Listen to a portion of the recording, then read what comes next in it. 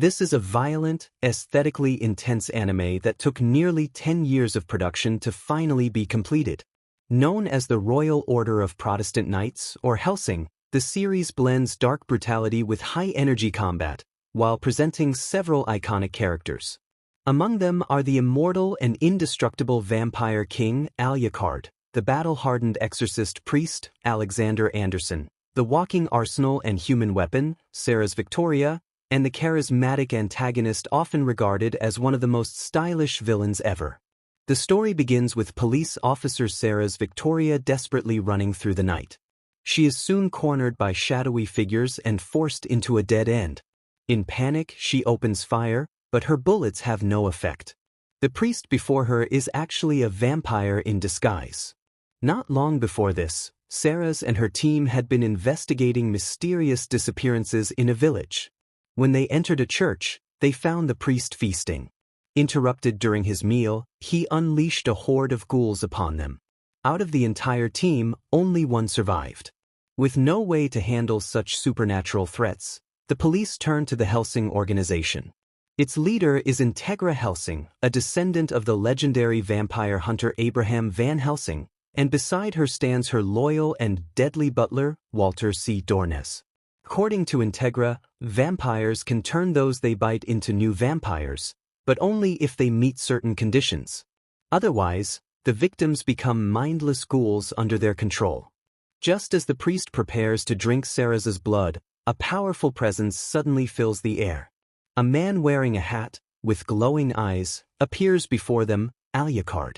The priest attacks immediately, unleashing a barrage of bullets that tear through Alucard's body. Yet despite being riddled with holes, he does not fall. When the gunfire stops, the priest laughs at his apparent victory, only for Alucard to laugh even louder. The moon turns blood red as darkness engulfs him, and his shattered body regenerates instantly. The priest realizes too late that he has provoked the vampire king himself. Alucard calmly draws his silver handgun and opens fire, annihilating the ghouls with specially crafted bullets. In desperation, the priest captures Sarah's as a hostage, hoping to escape. But Alucard simply asks Sarah's a question. After receiving her answer, he fires without hesitation, shooting through both of them and killing the priest. He then finishes the priest off completely. After the battle, Alucard approaches the dying Sarah's and asks if she wants to live or die. She reaches out to him, and is reborn as a vampire. When Sarah's awakens, she finds herself in the Hellsing organization. Now transformed into a vampire by Alucard, she becomes part of their mission to combat supernatural threats. However, her first assignment quickly escalates when she encounters Alexander Anderson. The clash between the ancient vampire king, Alucard, and the relentless exorcist, Anderson, sparks an intense and inevitable battle. Meanwhile, Sarah's begins accompanying Alucard on missions. During one such mission in a castle filled with ghouls, she initially hesitates, even feeling pity for them. But after Alucard tells her that only destruction can grant them peace, she begins her hunt. As she fights, her instincts awaken, her eyes turning blood red as she succumbs to her vampiric nature. Just as she is overwhelmed by the scent of blood, she is suddenly impaled by blessed blades. Multiple holy weapons pin her down, suppressing her regeneration. At that moment, Anderson appears, Vatican Section XII's ultimate weapon. A fierce battle erupts between him and Alucard. The two powerful warriors collide head-on. Anderson strikes first, piercing Alucard's body with his blades. Alucard retaliates with gunfire, but Anderson regenerates, revealing the Vatican's secret self-healing enhancements. He counters by launching a barrage of blessed knives, pinning Alucard in place and even severing his head. Believing he has won, Anderson mocks the so-called Vampire King. But moments later, Alucard's presence returns. Even decapitation cannot kill him. As the battle continues, it becomes clear that Alucard is an immortal existence beyond conventional defeat. The human soldiers, driven by their desire for immortality, willingly serve under vampires. They burst into the room and unleash a relentless barrage of gunfire at Alucard, emptying their magazines without hesitation. But the Vampire King is not so easily defeated. Within moments, his body regenerates completely. To Alucard, these humans who serve vampires are nothing more than obedient dogs. Without mercy, he slaughters them. Some attempt to escape through an elevator, but Alucard pursues them effortlessly. By the time the elevator doors open again, no one inside is left alive. He then displays their corpses outside, recreating a chilling scene reminiscent of ancient impalements, a clear declaration of war. At that moment, the mysterious card-wielding assassin, the captain's ally known as the Dandy Man, Tubal-Cain Alhambra, steps forward. His words drip with mockery and admiration for Alucard as he launches razor-sharp playing cards. After the smoke clears, a rare sight appears. Alucard has been cut, a thin line of blood on his face. Instead of anger, this excites him. A fierce battle erupts between them, causing chaos for anyone nearby. Alucard seizes an opening and strikes, but it turns out to be only a card clone. In a moment of carelessness, he is counterattacked. The fight escalates as both move toward the rooftop. There, Alucard realizes the enemy's cards are blessed, capable of suppressing his regeneration. Rather than fear, this only fuels his excitement. He relishes fighting powerful opponents. He begins to release his true power, his body manifesting monstrous, hellish forms. The tide turns instantly. The once confident Dandy Man is overcome with fear but has nowhere to escape. In the end, he is defeated in a clash of power. Alucard bites into his neck and drinks his blood, extracting crucial information: the existence of the Major's vampire army and their plan to wage war. Elsewhere, another of the Major's elite forces appears, Rip Van Winkle, the magic bullet sharpshooter. With a single enchanted shot, she effortlessly shoots down multiple fighter jets. Soon after, the Helsing organization is summoned by the Queen of England. Alucard approaches with slow, imposing steps, radiating overwhelming presence. Guards attempt to stop him, but a single glance from him renders them unconscious. When he stands before the Queen, she surprises him by gently touching him, revealing that they have known each other since she was 18. They are old acquaintances, now meeting again after decades. Alucard shares what he has learned. 50 years ago, the Major created a vampire army. Though it was destroyed by Alucard and Walter C. Dornes, remnants have survived, and now the Major is preparing something far more terrifying. This force, known as Millennium, is ready to launch a full-scale war. The Queen immediately orders their destruction. At sea, a British warship comes under attack by vampire forces led by Rip Van Winkle. The ship is quickly overtaken. Fighter jets are deployed, but her magic bullets, capable of tracking targets, shoot them all down. The warship becomes an unstoppable fortress. To counter this, Helsing sends Alucard. Using a high-speed reconnaissance aircraft, he breaks through the storm of fire and reaches the ship. Rip Van Winkle fires her magic bullet, piercing the aircraft, but in the next moment, Alucard emerges from the flames, completely unharmed. His terrifying presence overwhelms her. Her comrades attack with everything they have: bullets, grenades, rockets, but it only delays their deaths. Behind Alucard, monstrous hellish arms manifest, slaughtering the enemies in seconds. Soon, only Rip Van Winkle remains. In desperation, she fires again, but her bullets, lacking sacred enhancement, are useless against him. No matter how many times he is pierced, he remains unkillable. Alucard even catches and manipulates her attack midair, completely overpowering her. With no options left, she is captured and ultimately killed by her own weapon. Alucard then drinks her blood, unaware that this entire incident was part of the Major's plan to isolate him at sea. Meanwhile, the Major begins his operation by launching a full-scale invasion on London and the Helsing headquarters. In a chilling speech, he repeatedly declares his love for war. Suddenly, the city is engulfed in flames. Chaos erupts as civilians flee in terror. The vampire army descends like meteors, slaughtering indiscriminately men, women, the elderly. No one is spared. Those bitten become ghouls, spreading the carnage even further. At the British command center, betrayal unfolds. Some soldiers, tempted by immortality, have already turned. Yet Integra Helsing remains calm, even mocking the situation. As one attacker raises a weapon, his arm is instantly severed. Walter Dornes, the Angel of Death, has arrived. He effortlessly eliminates the enemies. Integra warns the general that the base will soon fall and urges evacuation. But the general refuses. Despite his fear, he chooses to stand his ground, declaring it his duty and honor as a human. Inspired, his men decide to fight alongside him. Respecting his resolve, Integra leaves. Not long after, vampires overrun the command center. Facing certain death, the general smiles and detonates explosives, sacrificing himself to destroy the enemy. Elsewhere, while returning to Helsing headquarters, Integra is forced to stop as Walter senses a powerful enemy ahead. Knowing he cannot hold the opponent for long, he urges her to find another route. Walter prepares for battle, releasing his deadly wires. From the flames emerges a terrifying figure, the werewolf captain, one of the Major's strongest warriors. Unlike artificial vampires, he possesses pure werewolf blood and immense power, easily catching Walter's wires with his bare hands. Meanwhile, Integra is pursued by a group of vampires. Though she initially escapes with skillful driving, she is eventually forced to stop under heavy fire. Surrounded and ready for a final stand, she is suddenly saved. Blades pierce through the vampires. Standing before her is Alexander Anderson.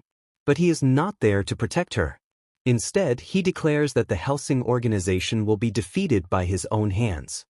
As the battle intensifies, Alexander Anderson summons hundreds of priests, who descend from above and begin slaughtering vampires with overwhelming force. The same vampires who prey on humans are utterly powerless before these holy warriors. It is a perfect counterbalance. Predator meets its natural enemy. At the same time, Sarah's Victoria stands guard at the Helsing headquarters, carrying an enormous load of ammunition and unleashing relentless firepower. Though she appears like a fragile young woman, she is holding the line alone. Soon, she will fully awaken the true power within her. With Alucard stranded at sea and both Integra Helsing and Walter Dornes unable to return in time, the headquarters is left defended only by Sarah's and a newly recruited group of mercenaries. The enemy vampire army, led by Zoran Blitz, launches a full-scale assault. Despite their numbers, the vampires are initially suppressed by Sarah's overwhelming firepower. Even a massive airship becomes nothing more than a floating target under her armor-piercing rounds. As it nears destruction, Zoran orders it to crash directly into her position, but Sarah's calmly switches to explosive ammunition and destroys it midair. The mercenaries cheer, believing victory is near. But their captain knows the real battle has only just begun. From the flames, the vampire forces emerge once again. Under Zoran's command, they charge toward the headquarters like a swarm of demons. The mercenaries, however, are well prepared. Using pre-planted explosives and coordinated tactics, they manage to inflict heavy losses. Victory seems possible, if they can just hold out for reinforcements. But Zoran reveals her true power. A magical eye appears in her hand as she activates a powerful illusion. A giant phantom manifests, terrifying everyone on the battlefield. The mercenaries fall into confusion, their will to fight collapsing under fear. Only Sarah's, as a fellow vampire, remains clear-headed. She sees through the illusion and immediately takes aim. With precise shots, she strikes Zoran's true body from a distance, breaking the illusion and restoring her allies' senses. Yet the battle quickly turns again. Vampires break into the building, killing several mercenaries. Though Sarah's reacts swiftly, the enemy forces continue advancing, using their own bodies to trigger traps and clear the path forward. The captain orders a retreat to the second defensive line and sends Sarah's to operate independently. Inside a confined space, the mercenaries engage in desperate close combat.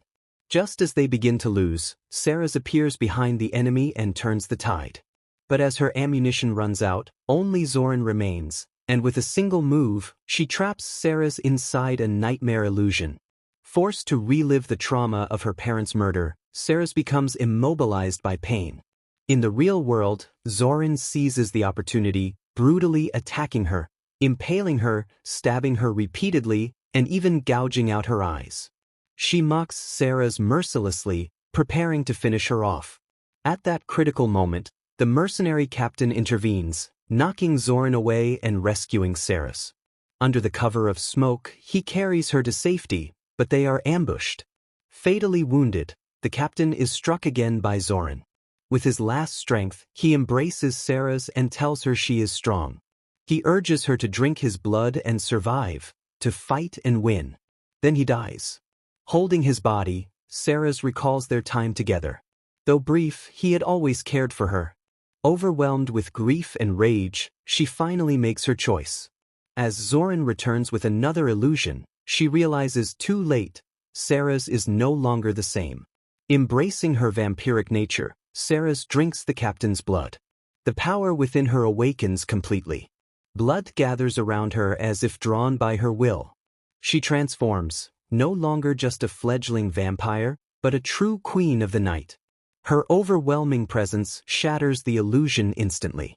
The enemy vampires tremble in fear. They have provoked something far beyond their understanding. In moments, the vampire army is annihilated. Zoran suffers the worst fate of all, brutally defeated without mercy. With the battle over, Sarah's returns to the captain's side, honoring his sacrifice. But the war is far from finished. Elsewhere, Alucard finally returns to London. The battlefield is in chaos. Vampires and the Vatican forces clash violently. From above, he descends like a dark god. At the same time, Anderson and the werewolf captain arrive. The three greatest forces now stand face to face. The Battle of London enters its next phase.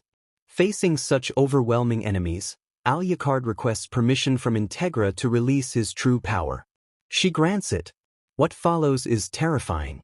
Alucard unleashes his ultimate ability, summoning the countless souls he has devoured over centuries. An ocean of the dead floods the battlefield, devouring everything in its path, vampires and humans alike. This army of the dead is both his greatest strength and his greatest weakness. Each soul represents one of his lives. While it grants him near infinite regeneration, releasing them means that if his core is destroyed, he cannot revive again. As the battlefield is consumed, Alucard takes on the form of his past self, the warlord once known as Vlad the Impaler, and commands his undead army like a king. Anderson orders his men to retreat, choosing to face Alucard alone. Despite being gravely wounded, he refuses to back down. With unyielding determination, he charges into the sea of the dead. Even Alucard cannot help but respect his resolve. Though Anderson initially cuts through countless enemies, his injuries begin to take their toll. Just as he falters, reinforcements from the Vatican arrive. Refusing to abandon him, they fight alongside him, carving a path forward. At last, Anderson stands before Alucard once more. But he knows he cannot win as he is. So he makes a final decision. He takes out a sacred relic, the nail of Helena, and plunges it into his own heart. In that moment, he abandons his humanity. Transforming into a monstrous being covered in thorns, Anderson becomes something inhuman. Seeing this, Alucard does not feel fear, but sorrow. Because the man he respected has become a monster. The final battle between two monsters begins. Both possess incredible regenerative power, clashing without clear victory. And as Alucard raises his gun and fires toward the sacred relic embedded in Anderson's chest, the blessed bullets are blocked by the thorns covering Alexander Anderson's body. His form changes once more. Those thorns spread behind him like a massive cross, making him resemble a figure crucified upon it. Just as Alucard prepares to fire again, a holy blade pierces through his head. From it, countless thorned vines extend, igniting into sacred flames. The fire spreads rapidly, engulfing the entire army of the dead. Anderson, through sheer will, burns away nearly all of Alucard's stored lives. In the end, only one remains, Alucard's true core. In the darkness, Alucard hears a voice calling his name. It is Sarah's Victoria. Her voice brings him back to awareness. Regaining control, he snaps the holy weapon and drives forward, piercing Anderson's body. With his own hands, he crushes the heart tainted by the sacred relic.